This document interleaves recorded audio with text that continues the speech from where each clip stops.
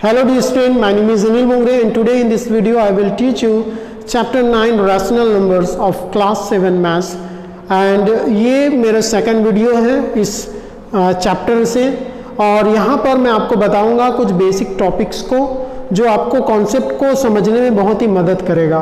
तो last video में मैंने आपको बताया था कि रैशनल नंबर होता क्या चीज़ है।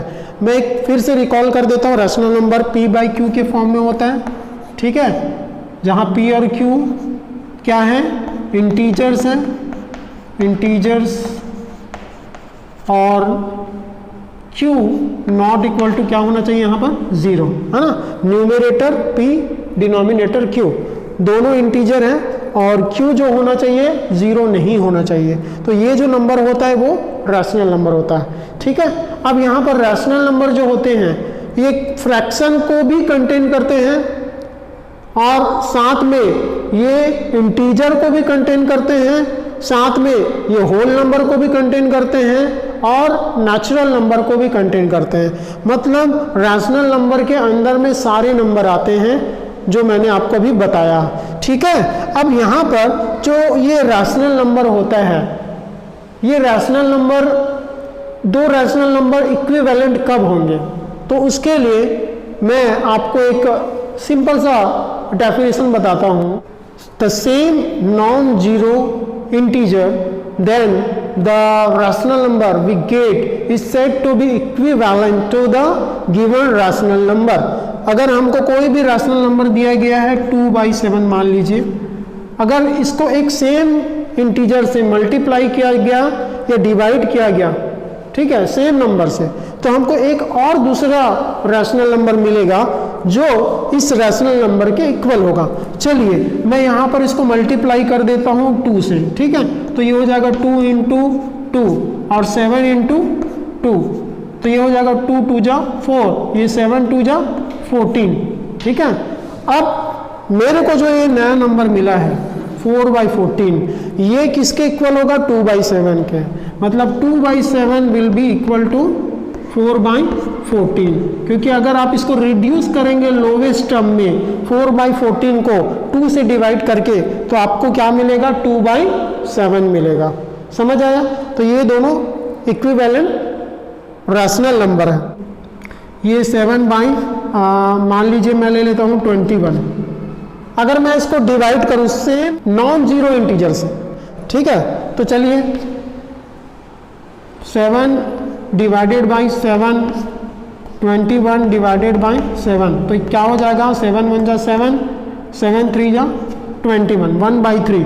मतलब 7/21 विल बी इक्वल टू 1/3। ये दोनों जो रैशनल नंबर हैं, ठीक है, ये rational number equivalent rational number है। इसका मतलब ये हुआ, इफ वी डिवाइड और multiplied the numerator and denominator of a rational number by the same non zero integer we get a rational number which is equal to the given rational number, ठीक है। तो किसी भी rational number से अगर आपने multiply किया numerator से और डिवाइड किया सेम नंबर से, तो यहाँ पर मैंने मल्टीप्लाई किया था इस रैशनल नंबर को सेम नंबर 2 से, न्यूमरेटर में डिनोमिनेटर में हमको जो नया रैशनल नंबर मिला, ये जो दिया गया रैशनल नंबर है उसके इक्वल है। उसी तरीके से हमको एक रैशनल नंबर 7/21 मिला, इसको अगर मैंने डिवाइड कर दिया सेम नॉन जीरो इंटीजर 7 से, तो ये यहाँ पर हमको मिला 1/3। तो ये 1/3 है, ये 7/21 के इक्वल है। तो समझ आया, equivalent rational number. Representation of a rational number on the number line. किसी रैशनल नंबर को आप नंबर लाइन में कैसे रिप्रेजेंट करेंगे, तो इसके पहले आपने पढ़ा है कि किसी भी नंबर को, इंटीजर को आप नंबर लाइन में कैसे रिप्रेजेंट करते हैं। तो नंबर लाइन में जो जीरो के राइट साइड होता है, ठीक है, वो पॉजिटिव नंबर्स होते हैं। तो जीरो के राइट साइड क्या होगा, 1 2 3 4 5 एंड सो ऑन, ठीक है। लेफ्ट साइड होते हैं वो नेगेटिव नंबर्स होते हैं, -1 -2 -3 -4, ठीक है। तो यहाँ पर 1 से जो नंबर स्टार्ट होते हैं मैंने आपको बता दिया है कि वो नेचुरल नंबर होते हैं, 0 से जो नंबर होते हैं वो होल नंबर होते हैं, और 0 मतलब नेचुरल नंबर, होल नंबर और उनका नेगेटिव जो होता है वो होता है इंटीजर। ये मैंने एक नंबर ले लिया -1/2 और एक नंबर ले लिया 1/2। तो यहाँ पर देखिए नेगेटिव नंबर्स हमेशा 0 के लेफ्ट साइड में आएंगे, नेगेटिव नंबर हमेशा 0 के लेफ्ट साइड में आएंगे, और जो पॉजिटिव नंबर्स जो होते हैं वो हमेशा 0 के राइट साइड में आएंगे। क्लियर है? अब यहाँ पर जैसे मैंने लिया -1/2, तो आपको क्लियर बात है जहाँ पर नेगेटिव आया मतलब आपको 0 के लेफ्ट में जाना है। तो यहाँ पर प्रॉपर फ्रैक्शन जहाँ भी आया, प्रॉपर फ्रैक्शन जहाँ भी आया तो वो किसके बीच में होगा? 0 और 1 के बीच में। अब यहाँ पर देखिए 1/2, तो 1/2 जो हमेशा किसके आएगा? 0 के आगे, 0 के राइट साइड में, क्योंकि ये पॉजिटिव नंबर है, और -1/2 0 के लेफ्ट साइड में क्योंकि नेगेटिव है, और ये दोनों 0 से सेम डिस्टेंस में है ना, 1/2 और ये राइट साइड में है, ये 1/2 लेफ्ट साइड में, इसलिए नेगेटिव साइड। अब सवाल यहाँ पर आता है कि इसको आप डिनोट कैसे करेंगे। तो डिनोट करने के लिए आप सिंपल है, यहाँ पर देखिए ये 2 है, डिनोमिनेटर में यहाँ पर क्या 2 है, तो यहाँ पर 0 और 1 के बीच में कितने आपको लाइन ड्रॉ करने पड़ेंगे? 2। तो ये 0 है, यहाँ पर क्या है? 1 है। मैं इसको इनलार्ज कर देता हूँ, तो 0 और 1 के बीच में कितने लाइन? ये 1 और ये 2, यहाँ पर ये हो जाएगा 1/2, मतलब 1/2 कहाँ पर आएगा? यहाँ। फिर ये 2/2, 2/2 मतलब क्या लिख सकते हैं इसको? 2/2, यानी 2 1 जा 2 1। क्लियर है? उसी तरीके से 0 के लेफ्ट में क्या आएगा? मतलब 0 और 1 के बीच में कितने लाइन होने चाहिए? यहाँ पर 2, तो ये हो जाएगा 1 और ये हो जाएगा 2, तो फर्स्ट लाइन में ही आ जाएगा -1/2, और ये हो जाएगा 2/2, 2/2 मतलब 1। क्लियर है?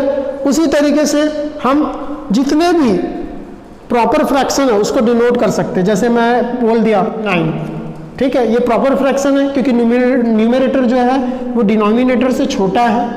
तो यहाँ पर देखिए 7/9 को कैसे डिनोट करेंगे? ठीक है, 7/9, ये 0, ये 1, तो 0 और 1 के बीच में कितने लाइन होने चाहिए? डिनोमिनेटर देखिए 9, तो 1 2 3 4 5 6 7 8 और ये 9, तो 0 और 1 के बीच में कितने लाइन हो गए? 9। अब यहाँ पर न्यूमरेटर देखिए किसमें है? 7 में, तो 1 2 3 4 5 6 7, तो 7 में आ जाएगा 7/9। तो ये हो गया आपका रिप्रेजेंटेशन। अब मैं इसी को लेफ्ट साइड में अगर मैं इसको रिप्रेजेंट करूंगा तो सेम यहाँ पर लेफ्ट साइड में आप लाइन ड्रॉ कीजिए, क्या? -7/9, 1 2 3 4 5 6 7 8 और ये 9, तो यहाँ पर 1 2 3 4 5 6 7, तो ये -7/9, ये हो गया आपका रिप्रेजेंटेशन। ठीक है, अब आप बोलेंगे सर ये तो आपने बताया प्रॉपर फ्रैक्शन का बताया, अब इम्प्रॉपर फ्रैक्शन का कैसे करेंगे? तो इम्प्रॉपर फ्रैक्शन का भी बहुत इजी है, इसको आप नोट कर सकते हैं। अब देखते हैं इम्प्रॉपर फ्रैक्शन। जैसे मैं एक नंबर ले लिया यहाँ पर 4/3, ठीक है, 4/3 मैंने ले लिया। ये कौन सा फ्रैक्शन है? इम्प्रॉपर फ्रैक्शन है क्योंकि numerator is greater than the denominator. तो इसको हम कैसे रिप्रेजेंट करेंगे? तो हमको पता है नंबर लाइन क्या होता है, 0, फिर राइट साइड में 1 2 3 4, लेफ्ट साइड में -1 -2 -3, और उसके बाद हमने देखा प्रॉपर फ्रैक्शन को कैसे रिप्रेजेंट करते हैं। अब ये देखिए इम्प्रॉपर फ्रैक्शन जहाँ भी आपको मिला तो सबसे पहले इसको आप मिक्स्ड फ्रैक्शन में चेंज कर लेना। किसमें? Mixed fraction. तो सबसे पहले 4/3 है, तो किससे डिवाइड होगा? 3 से अगर डिवाइड करते हैं तो रिमाइंडर क्या बचेगा? 1 से 3 1 जा 3, रिमाइंडर कितना बचा? 1 जा सकता है क्या 3 से? नहीं जा सकता। तो यहाँ पर जो भी नंबर से जा रहा है, ठीक है, ये जो कोशेंट आया इसको हम यहाँ लिखते हैं, रिमाइंडर आया ऊपर लिखते हैं, जो बचा यहाँ 3।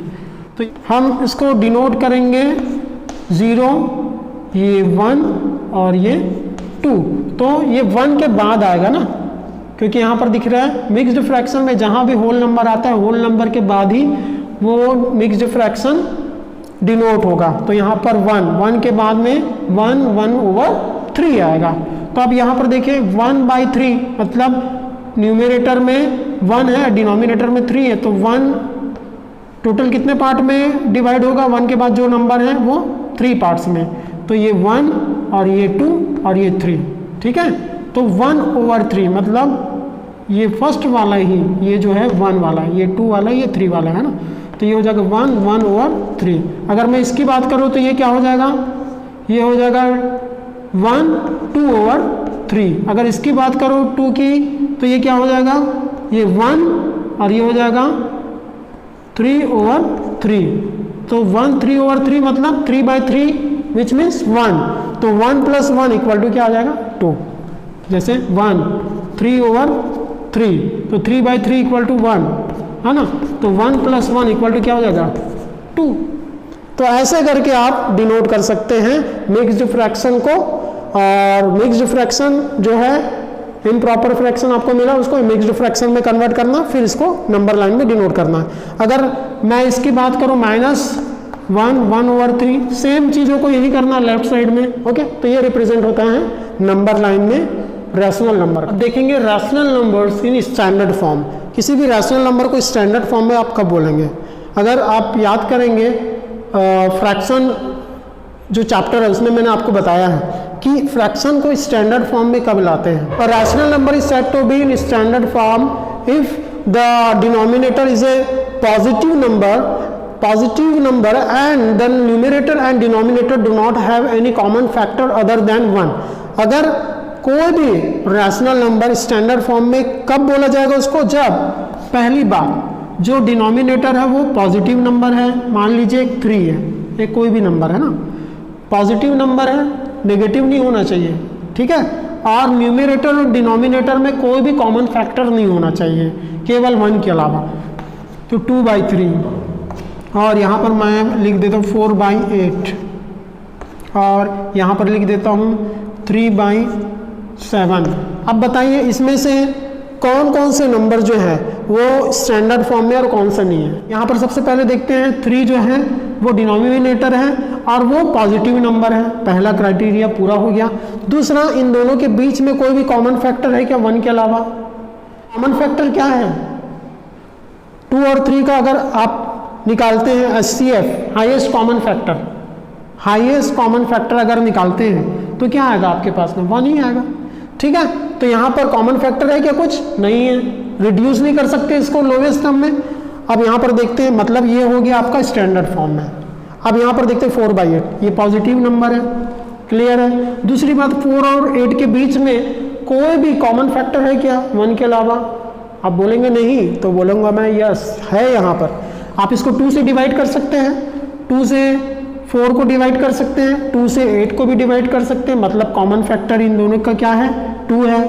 दूसरी बात, आप 4 से भी 4 को डिवाइड कर सकते हैं और 8 को भी 4 से डिवाइड कर सकते हैं, मतलब यहाँ पर कॉमन फैक्टर क्या आ रहा है? 2 भी आ रहा है, 4 भी आ रहा है और 1 भी आ रहा है। मतलब ये जो है स्टैंडर्ड फॉर्म में नहीं है, इसको स्टैंडर्ड फॉर्म में लाया जा सकता है सेम नंबर से 2 या 4 से डिवाइड करके।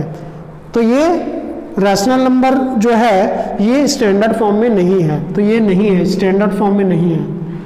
तीसरा, हम इसको देखते हैं, यहाँ पर डिनोमिनेटर जो है पॉजिटिव है। दूसरा, इन दोनों के बीच में न्यूमरेटर डिनोमिनेटर के बीच में कोई कॉमन फैक्टर है क्या? कोई ऐसा नंबर ढूंढिए जो 3 को भी डिवाइड कर दे, 7 को भी डिवाइड कर दे, है क्या? नहीं है। तो ये भी क्या है? स्टैंडर्ड फॉर्म है। समझ आया? तो ये होता है स्टैंडर्ड फॉर्म। अगर कोई भी आपको नंबर दिए जाते हैं जैसे -15/45, ये एक नंबर आपको दिया गया, इसको अगर आपको स्टैंडर्ड फॉर्म में लाना है तो आपको क्या करना पड़ेगा? सेम नंबर से आपको न्यूमरेटर को भी और डिनोमिनेटर को डिवाइड करना पड़ेगा, ठीक है। अगर इसको मैंने स्टैंडर्ड फॉर्म में लाना है तो चलिए मैं इसको डिवाइड करता हूँ 15 से, है ना। तो -15 डिवाइडेड बाई 15 और 45 डिवाइडेड बाई 15, तो यहाँ पर 15 बन जा 15, -1 आ गया, 15 3 जा 45, तो -1/3 जो है वो स्टैंडर्ड फॉर्म में। अब इसके आगे इसको रिड्यूस नहीं कर सकते, और -15/45 और 1/3 ये दोनों क्या है, इक्विवेलेंट रैशनल नंबर्स हैं, मतलब ये दोनों सेम है ना, equivalent rational number. Comparison of rational numbers, दो रैशनल नंबर को आप कंपेयर करेंगे, कौन सा रैशनल नंबर पहले रैशनल नंबर से वो बड़ा है, तो कैसे करके कंपेयर करेंगे। तो चलिए मैं एग्जांपल बताता हूँ, 4/7 और एक हो गया आपका 7/9। तो इसमें आपको बताना है कि कौन सा रैशनल नंबर इसमें दूसरे से बड़ा है, ठीक है, ग्रेटर रैशनल नंबर कौन सा होगा। तो यहाँ पर सबसे पहला स्टेप आपको ये करना है कि अगर नेगेटिव साइन दिया है डिनोमिनेटर को, तो डिनोमिनेटर को आपको पॉजिटिव करना है, ठीक है। अगर 4/-7 दिया है तो यहाँ पर -4/7 करना पड़ेगा, ठीक है। -4/7 पहले से दिया तो कोई प्रॉब्लम नहीं है, क्योंकि डिनोमिनेटर पहले से पॉजिटिव है, ठीक है। अब उसके बाद सेकंड स्टेप आपको ये करना है कि जो डिनोमिनेटर है उसका एलसीएम लेना है। तो डिनोमिनेटर का एलसीएम ले लिया, चलिए यहाँ पर दोनों पॉजिटिव है, कोई दिक्कत नहीं है। अब इसका एलसीएम लेते हैं, एलसीएम ऑफ 7 और 9, तो 7 और 9 का एलसीएम क्या होगा, 63, ठीक है। तो 63 हुआ। अब एलसीएम ले लिया, अब आपने जो एलसीएम यहाँ पर निकाला, सेम एलसीएम को डिनोमिनेटर में लाना है, तीसरा स्टेप, ठीक है। Bring the denominator as a form of LCM, ठीक है। एलसीएम का फॉर्म मतलब 63 है, तो यहाँ पर डिनोमिनेटर में क्या आना चाहिए, ये रैशनल नंबर में भी 63, ये रैशनल नंबर में भी 63, तो मल्टीप्लाई करना पड़ेगा। 4/7 को मैं लिख सकता हूँ 4 × 9 डिवाइडेड बाई 7 × 9, ठीक है। 9 4 जा 36, 7 9 जा 63, ठीक है। अब उसके बाद इसको भी क्या लिख सकता हूँ, 7/9 को इसको भी लिख सकता हूँ 7 और 9 × 7, ठीक है। तो यहाँ पर देखिए 7 7 जा 49, 7 9 जा 63, तो यहाँ पर देखो डिनोमिनेटर सेम आ गया। अब यहाँ पर देखना है, अब यहाँ पर कंपेयर करना है न्यूमरेटर को, कि ये दोनों जो रैशनल नंबर मिले इसमें न्यूमरेटर कौन सा बड़ा है, ठीक है, ग्रेटर न्यूमरेटर कौन सा है। तो यहाँ पर देखिए 36 बड़ा है क्या, नहीं, तो हियर 49 इज ग्रेटर देन 36। तो यहाँ पर लास्ट स्टेप में क्या करना है, आपको देखना है कि कौन सा न्यूमरेटर ग्रेटर है। तो ग्रेटर न्यूमरेटर वाला रैशनल नंबर ही ग्रेटर रैशनल नंबर होगा। 63 इज ग्रेटर देन 36/63, तो ये रैशनल नंबर बड़ा है। तो ऐसे करके आपको कंपेयर करना है, okay. Rational numbers between two rational numbers, दो रैशनल नंबर के बीच में अगर आपको रैशनल नंबर निकालना है तो उसको कैसे निकालेंगे। मैं आपको एग्जांपल देता हूँ, -5/7 एंड -1/5, ये दो रैशनल नंबर के बीच में आपको रैशनल नंबर निकालना। तो सबसे पहले इन दोनों रैशनल नंबर में हमको डिनोमिनेटर सेम लाना है। तो सेम लाने के लिए क्या करना पड़ेगा, एलसीएम निकाल लेंगे डिनोमिनेटर का। एलसीएम ऑफ 7 और 5 कितना होगा, 35, ठीक है। अब उसके बाद में यहाँ पर -5/7 को ऐसे लिखना है, ऐसे राइट करना है कि डिनोमिनेटर क्या है, 35 आया है। सेम वे -1/5 को ऐसे लिखना है कि डिनोमिनेटर 35 आया है। तो देखिए यहाँ पर -5/7 इक्वल टू क्या हो जाएगा, -5 × 7 5 जा 35, ये 5 और 7 × 5, तो ये हो जाएगा 5 5 जा 25 -25/35। और उसी तरीके से -1/5 को क्या लिख सकते हैं आप, 35 लाने डिनोमिनेटर, -1 × 7 डिवाइडेड बाई 5 × 7, तो ये हो जाएगा -7/35। अब देखिए ये दो नंबर -25/35 -7/35, ये नंबर लाइन में अगर लेते हैं, ठीक है, तो ये दो नंबर के बीच में बहुत सारे नंबर होंगे। Rational numbers between -25 and 35 and -7/35।